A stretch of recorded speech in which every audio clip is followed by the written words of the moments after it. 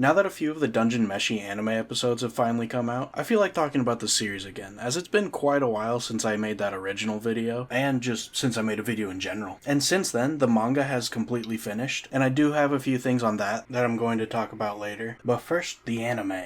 When a series I really like gets an adaptation of any kind, I tend to get really excited, but also I lower my expectations significantly, because in most cases, the original content just gets a bit ruined. Like, I want the series to look its absolute best, and I want it to be the best it can be, but realistically, that's just not feasible. You can get pretty close, but in most instances, the original is the best version of the work.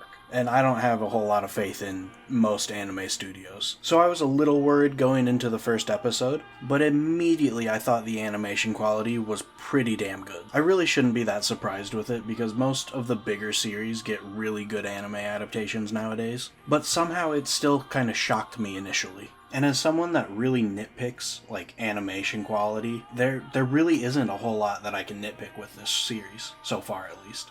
There were a few instances where the characters just felt a bit too stiff, but I don't have a major problem with any of it. There are a handful of moments throughout the episodes that feel a bit, like, jokey and almost like a YouTuber made an edit of the anime episode and re-uploaded it.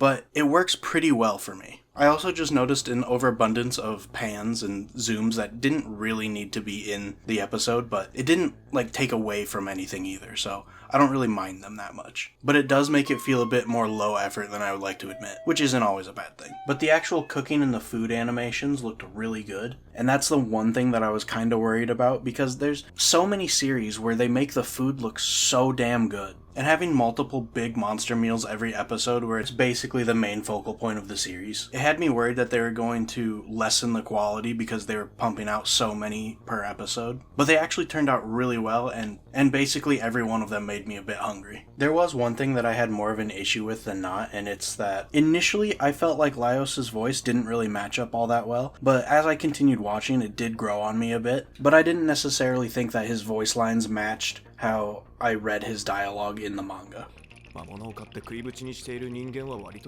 Because the voice I gave him was more of like a whimsical, colorful, like cartoony feeling, where he was still a competent adventurer, but he was a lot more laid back and less serious. And I feel like this voice came across as a lot more serious than what I had initially thought, so it ended up throwing me off a bit. It does make more sense having him be like a more laid back and semi-serious person, and then when things really excite him, like the food stuff, then he gets a bit more energetic, and it bothered me at first, but now it's fine. And I didn't have a problem with anyone else. It is specifically Laios' character didn't really fit the voice in my opinion, but it just took a little getting used to, and it's fine. But so far that's the only thing that's really bothered me, and it's such a small criticism that it doesn't really matter at the end of the day. And by the next episode I'll probably have forgotten that I didn't like it originally anyway. So as far as anime adaptations go, I think this is a pretty solid adaptation, and I'm really enjoying it so far as someone who really likes Dungeon Meshi, but I have seen a few criticisms of how, like, goofy and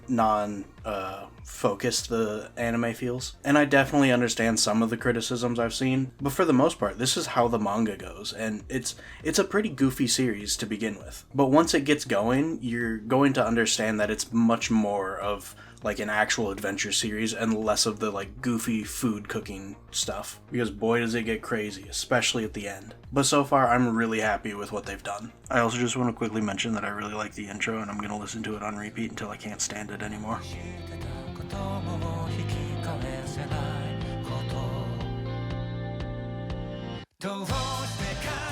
And that's where the anime opinions end for this video. So here's a quick spoiler warning. I'm going to talk about the actual ending of the manga now, because when I first talked about this series in my other video, I was expecting it to be a much longer series that I could make more videos on in the future, but literally a few months after that video, the entire series just ended. So there isn't a ton of stuff that I really want to talk about apart from the ending. So if you would like to hear my opinions on the rest of the series and you hadn't watched my first video, go watch that one, because in that one I go more into what I actually like about the series, and I don't just talk about my opinions on the ending, which I'm about to do now. And I don't want to make this video super long, so I'm just going to touch on a couple things about the ending that I want to talk about, but feel free to ask me any questions in the comments. So like Marcel taking over as the Lord of the Dungeon was such a crazy moment where everything got turned upside down, and it was absolutely amazing. And her having the wish of like wanting everyone to basically be immortal so she could have her friends, it was such a heartwarming thing for her to want, but it was such a childish, unrealistic goal that it ruined so much, but in like a good way. I don't know.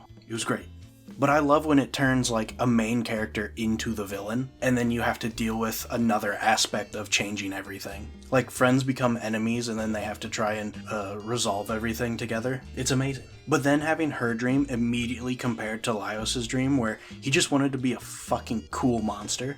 Like, that's a real childish one. And it was such a perfect moment because he knew exactly what he needed to do in order to beat the winged lion. But at the same time, like, come on, he had the chance to make his wildest dream come true. And it ended up being the best thing possible, but with the downside of never being able to fulfill his own hunger now, which I inevitably think is a blessing and a curse for him because he has this unfulfilling hunger that he can just shove as many things in as possible, but he'll never fill it. And he's always going to be searching for that thing. But he also got to save everyone and is now king of a country, which is pretty cool. And the whole Fallon thing at the end was the stupidest idea ever, but obviously it's gonna work. But to convince everyone to partake in these meals was such a weird thing to happen as a final conclusion. It really fits in with the story, but at the same time, I feel like there should have been so many other problems with this idea. But it did work out in the end. But it did leave me with the question of, like, if the winged lion disappeared from the world, basically, why did everything continue working how it did? Like, was he not the driving force behind everything in the dungeon? And once he departed from the world, it was more like, oh, I'm gone, but you can keep all my magic and stuff. And it just didn't feel necessarily right. But then again, the entire country rose up and they don't really have full manipulation of everything anymore. So I suppose it kind of makes sense, but I would have liked to see more of like the ending bit instead of, and he was king and everybody ate a lot.